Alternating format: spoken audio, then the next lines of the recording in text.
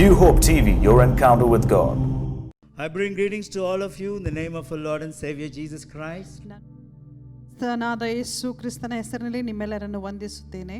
And it's such a joy for us to come to your home and speak to your heart and sow the living and the loving seed of God's word. Plant it in your good heart. ದೇವರ ವಾಕ್ಯವೆಂಬ ಬೀಜವನ್ನು ನಿಮ್ಮ ಮನೆಗಳಲ್ಲಿ ನಿಮ್ಮ ಹೃದಯಗಳಲ್ಲಿಗೆ ಬಿತ್ತಲಿಕ್ಕೆ ಎಷ್ಟೋ ಸಂತೋಷ. I was just telling our wonderful congregation, you are too costly that nobody in the whole world can buy you. ನನ್ನ ಸಭೆಯಲ್ಲಿ ನಾನು ಪ್ರತಿಯೊಬ್ಬರಿಗೆ ನಾನು ಹೇಳ್ತಾ ಇದ್ದೆ, ನೀವೆಲ್ಲ ಬಹು ಬೆಲೆಯುಳ್ಳವರು ಎಂಬುದಾಗಿ, ನಿಮ್ಮನ್ನು ಕೊಂಡುಕೊಳ್ಳಲಿಕ್ಕೆ ಯಾರಿಗೂ ಸಾಧ್ಯವಿಲ್ಲ. And Jesus paid a heavy price to buy you. ದೇವರು ಯೇಸು ಕ್ರಿಸ್ತನು ನಿಮ್ಮನ್ನು ಕೊಂಡುಕೊಳ್ಳಲಿಕ್ಕೆ ಆತನು ಕ್ರಯವನ್ನು ಕೊಟ್ಟನು. The Bible says you're bought with a price. ದೇವರ ವಾಕ್ಯ ಹೇಳ್ತದೆ, ಯೇಸು ಕ್ರಿಸ್ತನು ಒಂದು ಬೆಲೆಯನ್ನು ಕೊಟ್ಟು ನಿಮ್ಮನ್ನು ಕೊಂಡುಕೊಂಡನು. What was the price he paid? He paid his own blood, his own life. He gave his life so that he can gain your life. ಆತನು ತನ್ನ ಜೀವವನ್ನು ತನ್ನ ರಕ್ತವನ್ನು ಸುರಿಸಿ ನಿಮ್ಮನ್ನು ಕೊಂಡುಕೊಂಡನು. And he expects us to give our life to him so that we can gain the eternal life. ನಾವು ನಮ್ಮ ಜೀವವನ್ನು ಆತನಿಗೆ ಕೊಟ್ಟು ನಿತ್ಯ ಜೀವವನ್ನು ಹೊಂದಿಕೊಳ್ಳಬೇಕೆಂಬುದಾಗಿ ಆತನು ಅಪೇಕ್ಷೆ ಪಡ್ತಾನೆ. I repeat it again. ನಾನು ಮತ್ತೆ ತಿರುಗಿ ಹೇಳ್ತೇನೆ, The King of Kings, ರಾಜರ ರಾಜನು, the Lord of Lords, ಕರ್ತರ ಕರ್ತನು, God of all creation, ಭೂಲೋಕವನ್ನು ಸೃಷ್ಟಿ ಮಾಡಿದ God ದೇವರು, of eternity. ನಿತ್ಯದ ದೇವರು, He gave up his eternal life ತನ್ನ ನಿತ್ಯ ಜೀವವನ್ನು ತ್ಯಜಿಸಿ so that you can buy your human life, ಆತನು ನಿಮ್ಮ ಮಾನವ ಜೀವವನ್ನು ಕೊಂಡುಕೊಳ್ಳಿಕ್ಕೆ, so that you can have eternal life, ನಿಮಗೆ ನಿತ್ಯ ಜೀವ ಹೊಂದಬೇಕೆಂಬುದಾಗಿ, so that when you give your human life, ನಿನ್ನ ಮಾನವ ಜೀವವನ್ನು ನೀನು ಆತನಿಗೆ ಕೊಡುವಾಗ you can have eternal life. ನಿಮಗೆ ನಿತ್ಯ ಜೀವ ಸಿಗ್ತದೆ. Hallelujah. Hallelujah. So this is a golden opportunity. This is the best time you are living. ನೀವು ಜೀವಿಸುವಂತಹ ಈ ಕ್ಷಣ ಅದು ಒಳ್ಳೆಯ ಸಂದರ್ಭವಾಗಿದೆ. I was just browsing through some of the posts on the Instagram and on the Facebook. Facebook, Instagram ನಲ್ಲಿ ನಾನು ಕೆಲವು ವಿಷಯಗಳನ್ನು ಓದ್ತಾ ಇದ್ದೆನು. And sometimes I saw in the news media. ನಾನು ಇವನ್ ನ್ಯೂಸ್ ಪೇಪರ್ ನಲ್ಲಿ ಕೂಡ ಓದ್ತಾ ಇದ್ದೆನು. I hardly spend few minutes, few seconds just to see what people are saying. ಕೆಲವು ನಿಮಿಷಗಳು, ಕೆಲವು ಕ್ಷಣಗಳು ಜನರು ಏನು ಹೇಳ್ತಾ ಇದ್ದಾರೆ ಎಂಬುದಾಗಿ ನಾನು ಓದ್ತಾ ಇರ್ತೇನೆ. All of them, most of them said 2020 was such a terrible year. 2020ನೇ ವರ್ಷ ಬಹಳ ಕೆಟ್ಟದಾದ ವರ್ಷ ಎಂಬುದಾಗಿ ಬಹುತೇಕ ಜನರು ಹೇಳ್ತಾರೆ. Yes, for the terrible people who have a terrible God, it will be a terrible life. ಕೆಟ್ಟ ಜನರಿಗೆ, ಕೆಟ್ಟ ದೇವರನ್ನು ಸೇವಿಸುವವರಿಗೆ ಅದು ಕೆಟ್ಟ ವರ್ಷವಾಗಿತ್ತು. But for those who have a good God and have a good life, it is the best life. ಒಳ್ಳೆಯ ದೇವರನ್ನು ಹೊಂದಿಕೊಂಡಂತ ಒಳ್ಳೆಯ ಜನರಿಗೆ ಅದು ಒಳ್ಳೆಯ ವರ್ಷವಾಗಿತ್ತು. I even heard one of the greatest preachers said, "Oh God, thank God I somehow made it to 2021. I scraped through." ದೊಡ್ಡ ಪ್ರಸಂಗಿಕರು 2020 ಮುಗಿಸಿ ಈ ಹೊಸ ವರ್ಷದಲ್ಲಿ ಕಾಲಿಟ್ಟಿದೆ ಒಂದು ದೊಡ್ಡದಾದ ಸಂಗತಿ ಎಂಬುದಾಗಿ ಅವರು ಹೇಳ್ತಾರೆ. We just made it. ನಾವು ಹೇಗೋ ಯಾವುದೇ ಒಂದು ರೀತಿಯಲ್ಲಿ ಈ ಒಂದು ವರ್ಷಕ್ಕೆ ಕಾಲಿಟ್ಟಿದ್ದೇವೆ. We didn't just make it into 2021. We got in victoriously. We got in with an exuberant joy. We came through as if we won the gold medal. ಪ್ರಯಾಸ ಪಟ್ಟು ನಾವು ಈ ಹೊಸ ವರ್ಷದಲ್ಲಿ ಕಾಲಿಡ್ತಾ ಇಲ್ಲ, ಆದರೆ ಸಂತೋಷದಿಂದ ತುಂಬಿದವರಾಗಿ ನಾವು ಹೊಸ ವರ್ಷದಲ್ಲಿ ಕಾಲಿಡ್ತಾ ಇದ್ದೇವೆ. I want to tell you, if you have Jesus, you don't scrape through, you break through. ನೀವು ಯೇಸುವನ್ನು ಹೊಂದಿರುವುದಾಗಿದ್ದರೆ ಪ್ರಯಾಸ ಪಟ್ಟು ನೀವು ಮುಂದೆ ಹೋಗುವುದಿಲ್ಲ, ಆದರೆ ಜಯದಲ್ಲಿ ಮುಂದೆ ಹೋಗ್ತೀರಾ. Amen. Amen. We don't just cross over, no, we just break into a new and a blessed new year. ನಮಗೆ ಅಡ್ಡ ಬರುವಂತ ಪ್ರತಿ ಒಂದು ವಿಷಯಗಳನ್ನು ನಾವು ಮುರಿದು ಹಾಕಿ ನಾವು ಮುಂದಕ್ಕೆ ಹೋಗುವಂತವರು. I just want to read one scripture to you. ನಾನು ಒಂದು ವಾಕ್ಯವನ್ನು ಓದಲಿಕ್ಕೆ ಬಯಸ್ತಾ ಇದ್ದೇನೆ. Though my eyes is on Matthew 25. ಮತ್ತಾಯ 25ರಲ್ಲಿ ನನ್ನ ಕಣ್ಣು ಇದೆ. I would suggest that if you have a Bible with you, read Matthew 25 again and again. ಮತ್ತಾಯ 25 ಮತ್ತೆ ನೀವು ಸತ್ಯವೇದ ಹೊಂದಿರುವುದಾಗಿದ್ರೆ ಓದಿಕೊಳ್ಳಿರಿ. It all talks about the final days. ಕೊನೆಯ ದಿವಸಗಳ ಕುರಿತಾಗಿ ಬರೆಯಲ್ಪಟ್ಟಿದೆ. One scripture that catches my attention right now. ಒಂದು ವಾಕ್ಯ ನನ್ನ ಕಣ್ಣಿಗೆ ಬೀಳುವಂತ ವಾಕ್ಯ. There is so much. It talks about story about investment. ಇಲ್ಲಿ ಒಂದು ಬಂಡವಾಳ ಹಾಕುವುದರ ಕುರಿತಾಗಿ ಓದ್ತಾ ಇದ್ದೇವೆ. Talks about the virgins, the parable of the virgins. ಇಲ್ಲಿ ಕನ್ನಿಕೆಯರ ಕುರಿತಾಗಿ, ಬುದ್ಧಿವಂತ ಕನ್ನಿಕೆಯರ Talks ಕುರಿತಾಗಿ about the ಬರೆಯಲ್ಪಟ್ಟಿದೆ. sheep and the goats. ಇಲ್ಲಿ ಆಡುಗಳು ಮತ್ತು ಕುರಿಗಳ ಕುರಿತಾಗಿ. There's one scripture that catches my attention. ಇಲ್ಲಿ ಒಂದು ವಾಕ್ಯ ನನ್ನ ಕಣ್ಣಿಗೆ ಬೀಳ್ತಾ When ಇದೆ. he finally arrives, blazing in beauty, verse 31, and all his angels with him, the Son of Man will take his place on his glorious throne. ಮನುಷ್ಯ ಕುಮಾರನು ತನ್ನ ಮಹಿಮೆಯಿಂದ ಎಲ್ಲ ದೇವದೂತರೊಂದಿಗೆ ಕೂಡಿ ಬರುವಾಗ ತನ್ನ ಮಹಿಮೆಯ ಸಿಂಹಾಸನದಲ್ಲಿ ಕೂತುಕೊಳ್ಳುವನು.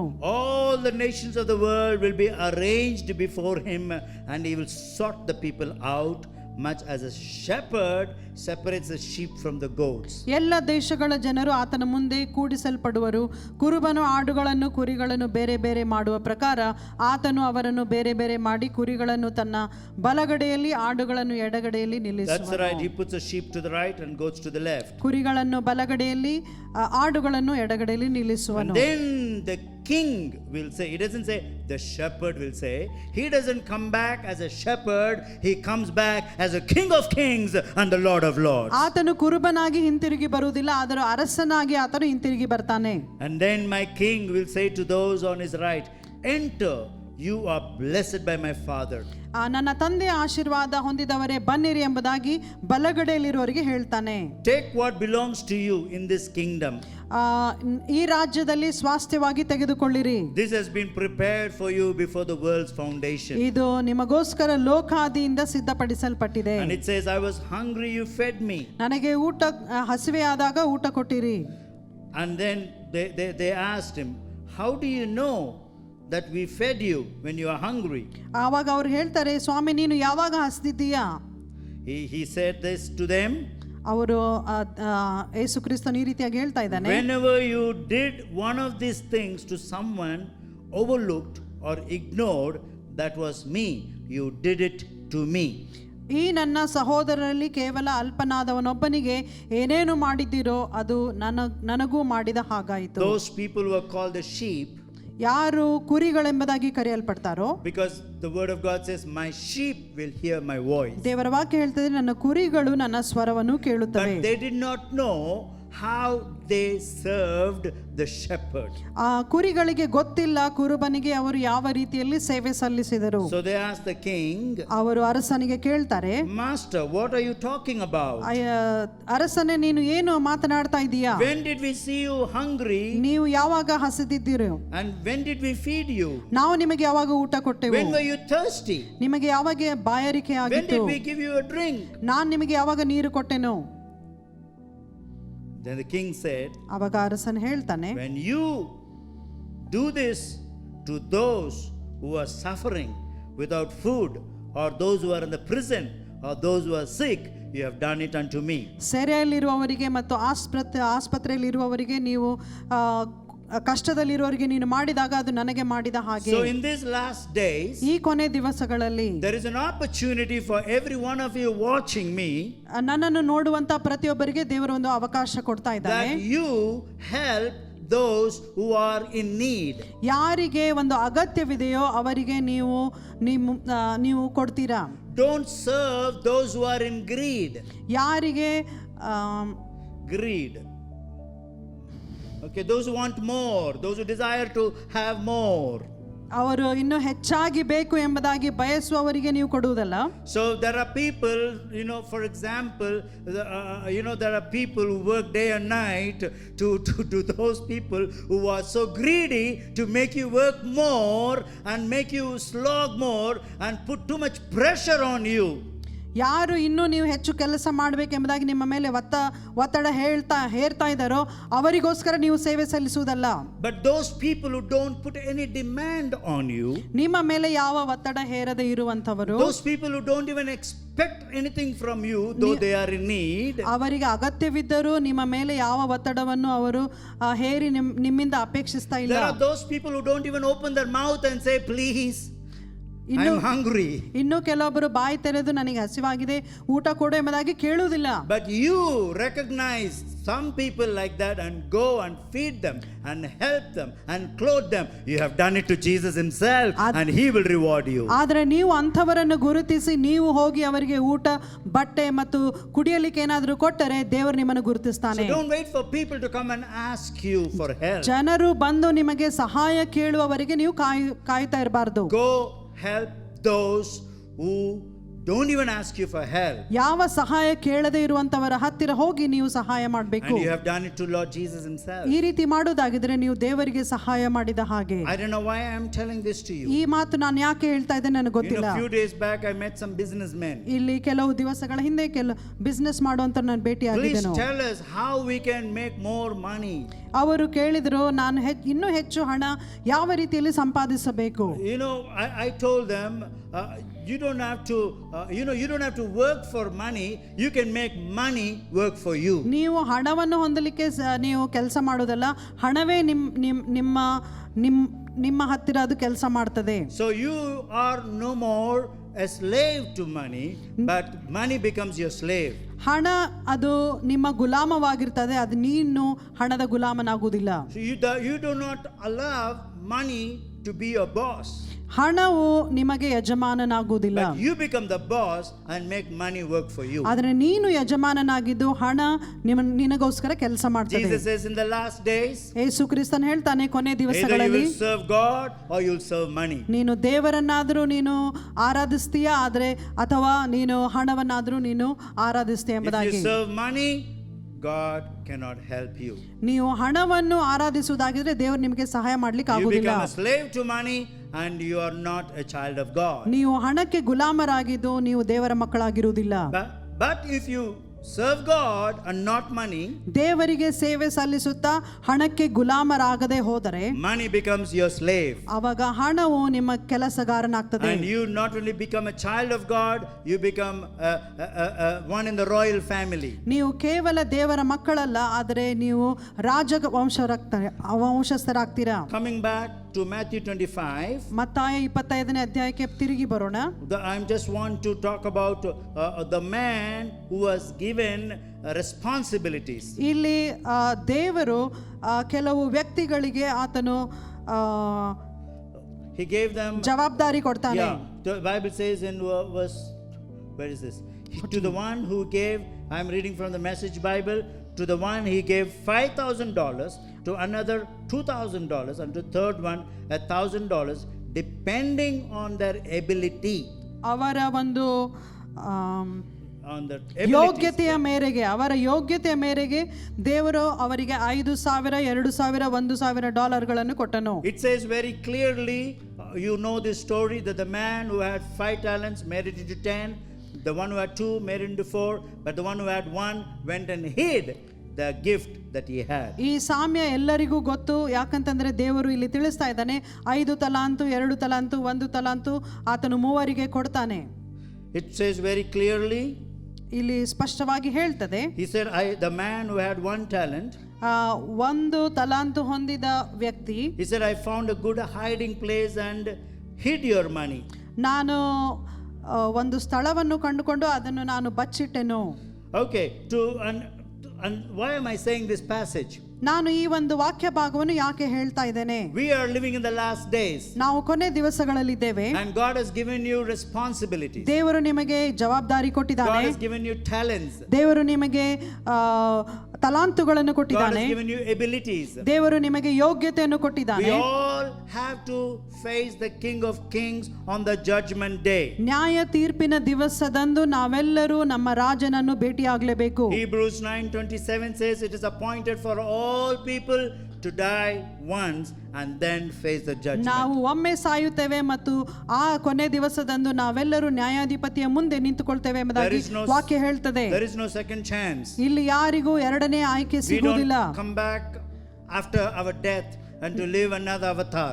ನಾವು ಒಂದು ಸಾರಿ ಸತ್ತು ಎರಡನೇ ಸಾರಿ ಇನ್ನೊಂದು ಅವತಾರದಲ್ಲಿ ನಾವು ಹುಟ್ಟಿ ಬರುವುದಿಲ್ಲ. There is only one incarnation, only one time. ನಾವು ಕೇವಲ ಒಂದು ಸಾರಿ ಮಾತ್ರ ಜೀವಿಸ್ತೇವೆ. While we are living our life, ನಾವು ಈ ಜೀವಿಸುವಾಗಲೇ we can reinvent ourselves and become like Christ Now- in this life. ನಾವು ಈ ಜೀವಿತದಲ್ಲಿ ನಮ್ಮನ್ನು ನಾವು ಶೋಧಿಸಿಕೊಂಡು ನಾವು ಕ್ರಿಸ್ತನಿಗೋಸ್ಕರ ಬದುಕಬಹುದು.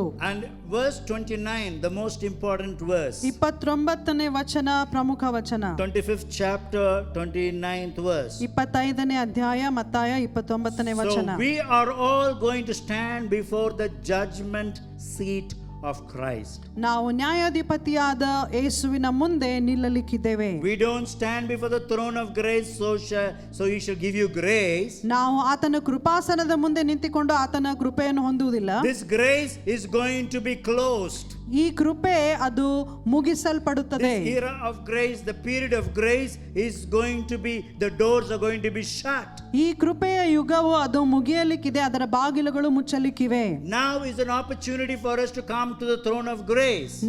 ನಮಗೆ ಈ ಸಮಯದಲ್ಲಿ ಆತನ ಕೃಪೆಯ ಮುಂದೆ ಬರಲಿಕ್ಕೆ But ಅವಕಾಶವಿದೆ. after we die, we have to face him before the throne of judgment. ನಾವು ಸತ್ತ ನಂತರ ಆತನ ನ್ಯಾಯ ತೀರಿಸುವ ಮುಂದೆ So ನಿಲ್ಲಬೇಕಾಗಿದೆ. when we stand before the throne of judgment, ನಾವು ಆತನ ನ್ಯಾಯ ತೀರ್ಪಿನ ಆಸನದಲ್ಲಿ ನಾವು ಆತನನ್ನು ಎದುರಿಸುವಾಗ everyone who ever lived on planet earth have to give account for the time they had on planet earth. ಈ ಭೂಲೋಕದಲ್ಲಿ ದೇವರು ಕೊಟ್ಟ ಸಮಯಕ್ಕೆ ನಾವು ಲೆಕ್ಕ You ಕೊಡಬೇಕಾಗ್ತದೆ. have to give account for the resources he put in your hands. ನಮ್ಮ ಕೈಯಲ್ಲಿ ಆತನು ಕೊಟ್ಟಂತಹ ಎಲ್ಲ ಒಂದು ಸಂಪತ್ತಿನ ಒಂದು ಲೆಕ್ಕ ನಾವು You have ಕೊಡಬೇಕಾಗಿದೆ. to give account for the gifts and the talents he put inside of you for you to multiply it and use it for his kingdom. ಆತನು ನಮಗೆ ಕೊಟ್ಟಂತಹ ಎಲ್ಲ ವರಗಳು ಮತ್ತು ಫಲಗಳ ಒಂದು ಲೆಕ್ಕವನ್ನು ನಾವು ಆತನಿಗೆ And ಕೊಡಬೇಕಾಗಿದೆ. number 3, you have to give account for the money he entrusted in your ನಿನ್ನ hands. ಕೈಯಲ್ಲಿ ಕೊಟ್ಟ ಹಣಕಾಸಿನ ಲೆಕ್ಕವನ್ನು ನೀವು ಆತನಿಗೆ ಕೊಡಬೇಕು. As I often say,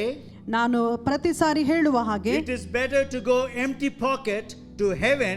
That means you sow all your money into the bank of heaven and go to heaven empty pocket, then go full pocket to hell. ನಾವು ಪರಲೋಕಕ್ಕೆ ಹೋಗುವಾಗ ನಮ್ಮ ಬೊಕ್ಕಸಗಳನ್ನು ಖಾಲಿ ಮಾಡ್ಕೊಂಡು ಹೋಗುವುದು ಒಳ್ಳೆಯದು, ಮತ್ತು ನಮ್ಮ ಬೊಕ್ಕಸ ತುಂಬಿಸಿಕೊಂಡು ನರಕಕ್ಕೆ ಹೋಗುವುದಕ್ಕಿಂತ. This Bible very clearly says this man put the money into his own account, bank account. ಈ ವ್ಯಕ್ತಿ ಏನ್ ಮಾಡ್ತಾನೆ, ಆತನು ತನ್ನ ಸ್ವಂತ ಬ್ಯಾಂಕಿನಲ್ಲಿ ಆತನು ಆ ದುಡ್ಡನ್ನು ಹಾಕ್ತಾನೆ. But the other people invested it, multiplied it, used the money to multiply. ಆ ಹಣವನ್ನು ಇತರರು ಏನ್ ಮಾಡ್ತಾರೆ, ಬಂಡವಾಳವಾಗಿ ಹಾಕಿ ಅದನ್ನು ದ್ವಿಗುಣಗೊಳಿಸ್ತಾರೆ.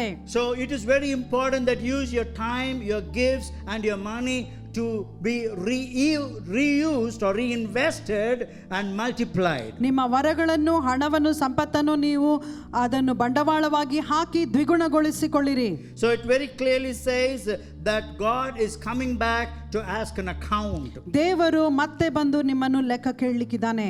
And those who used and multiplied, more will be given. ಯಾರು ಅದನ್ನು ದ್ವಿಗುಣಗೊಳಿಸುತ್ತಾರೋ ಅವರಿಗಿನ್ನೂ ಹೆಚ್ಚಾಗಿ ಕೊಡಲ್ಪಡುತ್ತದೆ. I want to read Matthew 25:29 in your verse, in your Bible. ಮತ್ತಾಯ 25:29 ನಾನು ಓದಲಿಕ್ಕೆ ಬಯಸ್ತೇನೆ.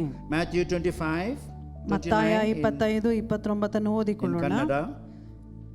ಇದ್ದವರಿಗೆಲ್ಲ ಕೊಡಲ್ಪಡುವುದು, ಅವರಿಗೆ ಮತ್ತೂ ಹೆಚ್ಚಾಗುವುದು, ಇಲ್ಲದವನ ಕಡೆಯಿಂದ ಇದ್ದದ್ದು ತೆಗೆಯಲ್ಪಡುವುದು. So it says the one who had, but I believe it's not just having it, the one who used what he had, more will be given. ಸಂಪತ್ತು ಕೇವಲ ಹೊಂದಿಕೊಂಡವರಲ್ಲ, ಆದರೆ ಯಾರು ಅದನ್ನು ಬಂಡವಾಳವಾಗಿ ಖರ್ಚು ಮಾಡ್ತಾರೆ ಅವರಿಗೆ ದೇವರು ಇನ್ನೂ ಮತ್ತು ಹೆಚ್ಚಾಗಿ ಕೊಡ್ತಾನೆ. That's what it says in the Amplified Bible. ಅದು ಆಂಪ್ಲಿಫೈಡ್ ಬೈಬಲ್ ಅಲ್ಲಿ ಈ ರೀತಿಯಾಗಿ ಬರೆಯಲ್ಪಟ್ಟಿದೆ. For everyone who values the blessing and the gifts from God and has used them wisely, ಜಾಣತನದಿಂದ ದೇವರು ಕೊಟ್ಟಂತಹ ಆಶೀರ್ವಾದವನ್ನು, ವರಗಳನ್ನು ಉಪಯೋಗಿಸಿದವನು, more will be given to such person. ಅಂತವರಿಗೆ ಇನ್ನೂ ಹೆಚ್ಚಾಗಿ And ಕೊಡಲ್ಪಡುವುದು. he will be richly supplied from heaven. ಅವರು ಪರಲೋಕದಿಂದ ಇನ್ನೂ ಹೆಚ್ಚಾಗಿ ಐಶ್ವರ್ಯವಂತರಾಗಿ To ಕೊಡಲ್ಪಡ್ತಾರೆ. such an extent, he will have abundance, overflow, excess, surplus. ಅವರಿಗೆ ಇನ್ನೂ ಹೆಚ್ಚಾಗಿ ಸಮೃದ್ಧಿಯಾಗಿ ಆತನು ಕೊಡ್ತಾನೆ. But the one who ignored and disregarded his blessings and gifts from God, ದೇವರ ವರಗಳನ್ನು ಮತ್ತು ದೇವರ ಆಶೀರ್ವಾದವನ್ನು ಕೀಳಾಗಿ ನೋಡಿದಂತವನು, and he did not use it to build his kingdom, ದೇವರ ರಾಜ್ಯವನ್ನು ಕಟ್ಟಲಿಕ್ಕೆ ಉಪಯೋಗಿಸದೆ, even what he does have will be taken away. ಆತನ ಹತ್ತಿರ ಇರುವುದೆಲ್ಲವನ್ನು ತೆಗೆದುಹಾಕುವನು. This scripture is such a scary scripture. ಇದು ಬಹಳ ಭಯಪಡಿಸುವಂತಹ ವಾಕ್ಯ. It scares you to come close to God. ಇದು ದೇವರ ಹತ್ತಿರ ನಿಮ್ಮನ್ನು ಹತ್ತಿರ ಬರ್ಲಿಕ್ಕೆ ಒತ್ತಾಯ ಮಾಡ್ತದೆ. The kindness of God leads us to repentance. ದೇವರ ಕರುಣೆ ಅದು ನಮ್ಮನ್ನು ಪಶ್ಚಾತ್ತಾಪಕ್ಕೆ ಒಳಪಡಿಸುತ್ತದೆ. Thank God I read this scripture while there is grace and mercy. ಕೃಪೆ ಇರುವಾಗಲೇ ನಾನು ಈ ವಾಕ್ಯವನ್ನು ಓದಿದ್ದೇನೆ. ದೇವರಿಗೆ ಸ್ತೋತ್ರ. Jesus himself said, ಯೇಸು ತಾನೇ in the ಹೇಳಿದಾನೆ, last days, ಕೊನೆ ದಿವಸಗಳಲ್ಲಿ, in the judgment day, ನ್ಯಾಯ ತೀರ್ಪಿನ ದಿವಸದಂದು I will not judge you, ನಾನು ನಿಮ್ಮನ್ನು but my word will judge you.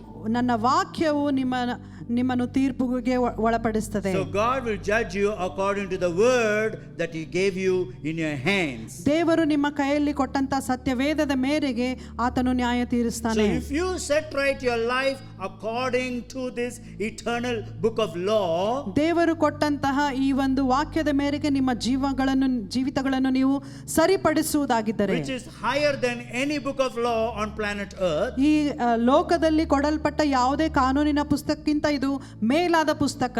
if you are willing to sign the contract for your company and abide by the rules and regulations of your company, how much more you will have to abide by the rules and regulations of the heavenly company to which you signed the contract. ನೀವು ಕೆಲಸ ಮಾಡೋದಕ್ಕಿಂತ ಮುಂಚೆ ನೀವು ಯಾವ ರೀತಿಯಾಗಿ contract sign ಮಾಡ್ತೀರೋ ಅದಕ್ಕೆ ಹೆಚ್ಚಾಗಿ ನೀವು ದೇವರ ರಾಜ್ಯ ಸೇರುವ ಮುಂಚೆ ಸೈನ್ ಮಾಡಿದಂತ ಕಾಂಟ್ರಾಕ್ಟಿನ ವಿಷಯದಲ್ಲಿ ನೀವು ಯೋಚಿಸಬೇಕಾಗಿದೆ. And your work will be judged according to your character and the way you work. ನಿಮ್ಮ ಸ್ವಭಾವದ ಮೇರೆಗೆ, ನಿಮ್ಮ ಕೆಲಸದ ಮೇರೆಗೆ ನೀವು ಮಾಡಿದ ಕೆಲಸವನ್ನು ದೇವರು ನ್ಯಾಯ ತೀರಿಸುತ್ತಾನೆ. In the same way you live your life according to this word of God, ನಿಮ್ಮ ಜೀವಿತವನ್ನು ದೇವರ ವಾಕ್ಯದ ಪ್ರಕಾರ ಜೀವಿಸುವಾಗ you will be heavily rewarded in the heavenly places. ದೇವರು ನಿಮ್ಮನ್ನು ಬಹುವಾಗಿ ಬಹುಮಾನ ಕೊಡ್ತಾನೆ. As I told you, we are in the last days. ನಾನು ಹೇಳಿದ ಹಾಗೆ ನಾವು ಕೊನೆ ದಿವಸಗಳಲ್ಲಿದ್ದೇವೆ. Use your rest of the life to prepare yourself as a bride prepares for the bridegroom. ಉಳಿದ ದಿವಸಗಳು, ವರ್ಷಗಳು ನೀವು ನಿಮ್ಮನ್ನು ಯೇಸುವ ಮದಲಿಂಗನನ್ನು ಬರುವವರೆಗೆ ನಿಮ್ಮನ್ನು ನೀವು ಸಿದ್ಧಪಡಿಸಿಕೊಳ್ಳಿರಿ. I would say, ನಾನು ಹೇಳ್ತೇನೆ, even if we have 1,000 years, we cannot prepare ourselves enough for eternity. ಇನ್ನು 1000 ವರ್ಷ ದೇವರು ನಮಗೆ ಕೊಟ್ಟರು ನಾವು ನಮ್ಮನ್ನು ಸಿದ್ಧಪಡಿಸಲಿಕ್ಕೆ ಅದು ಕಡಿಮೆ. How can we prepare ourselves in this 100 years we live? ಈ 100 ವರ್ಷ ಕೊಟ್ಟಂತಹ ನಮಗೆ ನಾವು ಯಾವ ರೀತಿ ಸಿದ್ಧಪಡಿಸಿಕೊಳ್ಬೇಕು? Thank God we have the Holy Spirit. ಆದರೆ ನಮಗೆ ಸ್ತೋತ್ರ, ಪರಿಶುದ್ಧಾತ್ಮ ನಮ್ಮೊಟ್ಟಿಗಿದ್ದಾನೆ. That's why John the Revelator says, the bride and the Spirit says, come bridegroom Jesus. ಸಭೆಯಾದಂತಹ ನಾವು ಯೇಸು ಕ್ರಿಸ್ತನೇ ಮತ್ತೆ ಬಾ ಎಂಬುದಾಗಿ ಹೇಳ್ತೇವೆ. Bride can never prepare herself without the Holy Spirit. ಸಭೆಯಾದ ನಾವು ಮೊದಲ ಗೀತಿ ಅದು ಪರಿಶುದ್ಧಾತ್ಮನಿಲ್ಲದೆ ನಮ್ಮನ್ನು ನಾವು ಸಿದ್ಧಪಡಿಸಿಕೊಳ್ಳಿಕ್ಕೆ ಆಗುವುದಿಲ್ಲ. The bride, the one who's going to get married, the bride can never prepare. ಮದಲಿಂಗನೊಟ್ಟಿಗೆ ಮದುವೆಯಾಗುವಂತಹ ಮೊದಲ ಗೀತಿ ಪವಿತ್ರಾತ್ಮನಿಲ್ಲದೆ ಸಿದ್ಧಗೊಳ್ಳಲಿಕ್ಕೆ ಆಗುವುದಿಲ್ಲ. So I would encourage every one of you watching me. ನನ್ನನ್ನು ನೋಡುವಂತ ಪ್ರತಿಯೊಬ್ಬರನ್ನು ನಾನು ಉತ್ತೇಜಿಸಲಿಕ್ಕೆ ಬಯಸ್ತೇನೆ. You need a personal intimacy with the Holy Spirit. ಪರಿಶುದ್ಧಾತ್ಮನೊಟ್ಟಿಗೆ ನಿಮಗೆ ಒಂದು ಅನ್ಯೋನ್ಯತೆಯ ಸಂಬಂಧ ಇರಬೇಕು. And the Holy Spirit will lead you to have an intimacy with Jesus. ಪರಿಶುದ್ಧಾತ್ಮನು ಯೇಸುವಿನೊಟ್ಟಿಗೆ ಅನ್ಯೋನ್ಯತೆಯಲ್ಲಿರಲಿಕ್ಕೆ ಆತನು ನಿಮ್ಮನ್ನು ಉತ್ತೇಜಿಸ್ತಾನೆ. Many people think if I have Jesus, I have the Holy Spirit. No, you're wrong. ಅನೇಕರು ಯೋಚಿಸ್ತಾರೆ ಯೇಸು ಕ್ರಿಸ್ತನಿದ್ರೆ ಪರಿಶುದ್ಧಾತ್ಮನು ಇದ್ದ ಹಾಗೆ. ಇಲ್ಲ, ಅದು ತಪ್ಪು. If the Holy Spirit does not reveal Jesus to you, you can never know Jesus with your own brilliant head. ನಿಮ್ಮ ಸ್ವಂತ ಬುದ್ಧಿಯಿಂದ ನೀವು ಯೇಸುವನ್ನು ಕಂಡುಕೊಳ್ಳಲಿಕ್ಕೆ ಆಗುವುದಿಲ್ಲ. ಪರಿಶುದ್ಧಾತ್ಮನು ನಿಮಗೆ ಅಗತ್ಯ.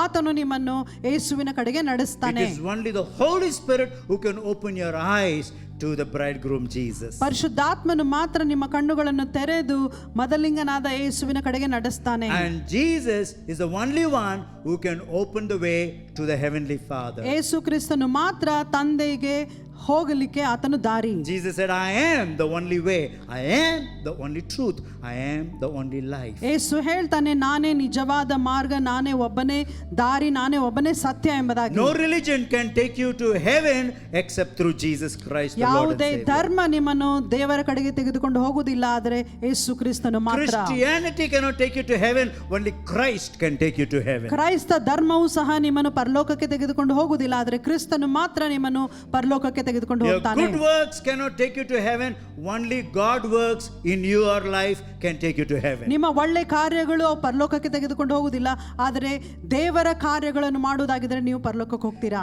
So you need the blessed Holy Spirit ನಿಮಗೆ ಪರಿಶುದ್ಧಾತ್ಮನು ಬೇಕು, to lead you to Jesus. ಆತನು ಯೇಸು ಕ್ರಿಸ್ತನ ಕಡೆಗೆ ನಡೆಸಿಕೊಡ್ತಾನೆ. Bible says that. ಆ ವಾಕ್ಯ ಈ ರೀತಿಯಾಗಿ ಹೇಳ್ತದೆ, Jesus leads you to the Father. ಯೇಸು ಕ್ರಿಸ್ತನು ತಂದೆ ಕಡೆಗೆ And ನಡೆಸ್ತಾನೆ. Father reveals himself through Jesus. ತಂದೆಯು ಯೇಸುವಿನ ಮೂಲಕ ತನ್ನನ್ನು ಪ್ರಕಟಿಸಿಕೊಳ್ಳುತ್ತಾನೆ. And Jesus baptizes you with the fire and the power of the Holy Spirit for you to come closer to God. ಯೇಸು ಕ್ರಿಸ್ತನು ಪರಿಶುದ್ಧಾತ್ಮನ ಬೆಂಕಿಯಿಂದ ಬಲದಿಂದ ನಿಮ್ಮನ್ನು ಅಭಿಷೇಕ ಮಾಡ್ತಾನೆ.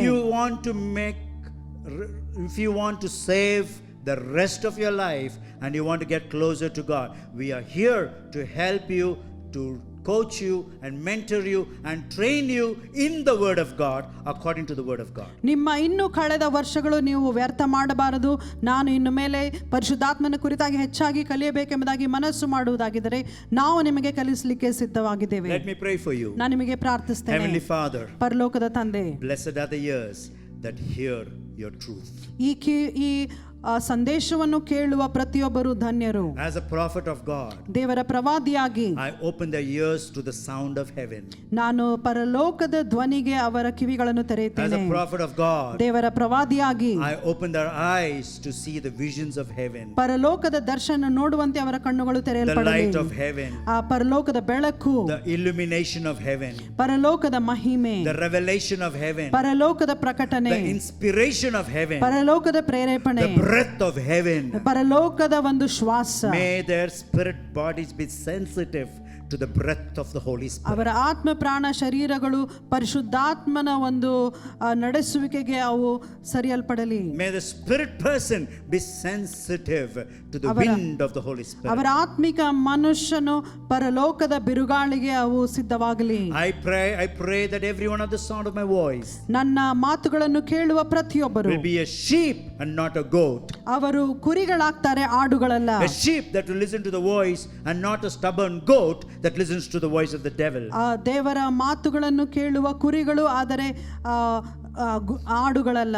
I pray in the name of Jesus. ಯೇಸುವಿನ ಹೆಸರಿನಲ್ಲಿ Bring them ಪ್ರಾರ್ಥಿಸುತ್ತೇನೆ. closer and closer to you. ಅವರನ್ನು ನಿನ್ನ ಹತ್ತಿರ ತೆಗೆದುಕೊಂಡು Every ಬಾ. blessing they need, ಅವರಿಗೆ ಬೇಕಾದ you ಆಶೀರ್ವಾದ have already given them. ಈಗಾಗಲೇ ನೀನು ಅವರಿಗೆ ಕೊಟ್ಟಿದೀಯಾ. Every healing that they need in their body, ಅವರಿಗೆ ಬೇಕಾದಂತ ಎಲ್ಲ you have ಗುಣಪಡಿಸುವಿಕೆ already given it to them. ಈಗಾಗಲೇ ನೀನು ಅವರಿಗೆ ಕೊಟ್ಟಿದೀಯಾ. Let them receive it by faith. ಅವರು ನಂಬಿಕೆಯಿಂದ ಸ್ವೀಕರಿಸಲಿ. Let them receive their healing by faith. ಅವರ ಒಂದು ಗುಣಪಡಿಸುವಿಕೆಯನ್ನು ಅವರು ಅಂಗೀಕರಿಸಲಿ. Let them receive the salvation by faith. ಆ ನಂಬಿಕೆಯಿಂದ ರಕ್ಷಣೆಯನ್ನು ಹೊಂದಿಕೊಳ್ಳಲಿ. Let them receive the baptism of the Holy Spirit by faith. ಪರಿಶುದ್ಧಾತ್ಮನ ಅಭಿಷೇಕವನ್ನು ನಂಬಿಕೆಯಿಂದ ಹೊಂದಿಕೊಳ್ಳಲಿ. May their families be blessed. ಅವರ ಕುಟುಂಬಗಳು May this ಆಶೀರ್ವದಿಸಲ್ಪಡಲಿ. blessing overflow wherever they go.